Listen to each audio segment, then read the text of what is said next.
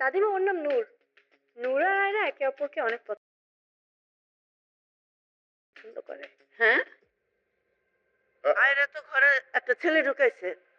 ছেলে ধরে নিয়ে এসছে মানে? আনছে মানে কি? আয়না ঘরে ঢুকায় বলতেছে সে বিয়ে করবে। আমি এখন কি করব? একটা রহস্য যা ধীরে ধীরে ভয়ঙ্কর ধ্বংসের দিকে এগোচ্ছে।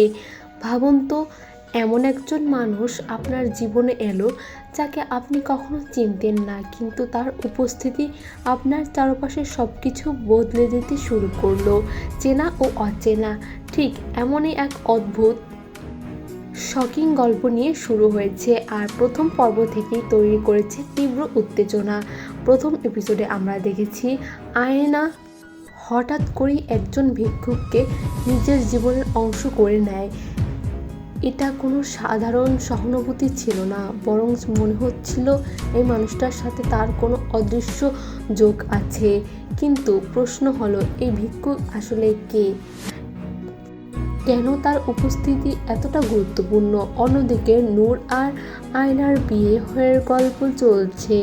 সব কিছু বাহির থেকে পারফেক্ট মনে হলেও ভিতরে সব কিছু ঠিক আছে, নাকি এই সম্পর্কের ভিতরে লুকিয়ে আছে বড় কোনো ভাঙন? গল্প যত এগোচ্ছে ততই বোঝা যাচ্ছে এখনও কেউ পুরোপুরি সৎ না। ভিক্ষুকের আচরণ দিন দিন আরও রহস্যময় হয়ে উঠছে। সে কি শুধু একজন অসহায় মানুষ, নাকি সে জানে এমন কিছু যা প্রকাশ পেলে সব কিছু ধ্বংস হয়ে যাবে? নূর, সে কি সত্যি আয়নাকে ভালোবাসে, নাকি সে নিজের কোনো গোপন উদ্দেশ্য লুকিয়ে রেখেছে?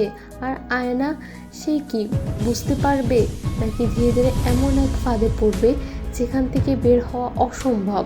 সবচেয়ে বড় প্রশ্ন, এই বিয়ে কি সত্যিই সফল হবে, নাকি শেষ মুহূর্তে সব কিছু ভেঙে পড়বে? এক মুহূর্তে টুইস্ট। অনেকেই ইতিমধ্যে বলছে এই সিরিজটি দেনা-পাওনা এর মতোই জনপ্রিয় হতে পারবে। যদিও গল্প এভাবে রহস্য আর সাসপেন্স ধরে রাখে, তাহলে এটা নিশ্চিতভাবেই এক ধামাকা সিরিজ হতে যাচ্ছে। নতুন পর্ব আসতে পারে আগামী দুপুর 12টায়, তাই চোখ রাখুন, কারণ পরবর্তী পর্বে হয়তো সব রহস্যের দরজা খুলতে শুরু করবে।